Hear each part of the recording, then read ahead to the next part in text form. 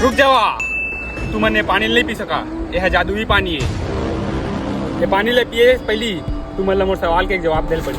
हाँ हाँ पूछ पूछ, वैसे भी हमारे सवाल जवाब में एकदम एक्सपर्ट हैं। ऐसे कौन सा चीज है जला इंसान एक बार खा लेते फिर दोबारा खाए के मन नहीं लगा? अबे टट्टी की बात तो नहीं करा थे।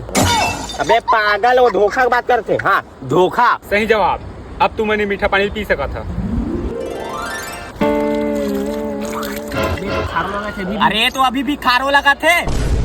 लगा थे मैं गलत सवाल पूछ दे रहा हूँ। दूसरा सवाल, ऐसे कौन सा फूल है जब ना ही कोई रंग है ना ही खुशबू? अप्रैल फूल। सही जवाब। अब तू मैंने मीठा पानी पी सका था। महाराज ये पानी तो अभी भी खारो लगा थे। खारो है? ये कैसे संभव है? ये मनुष्य क्या करा थे?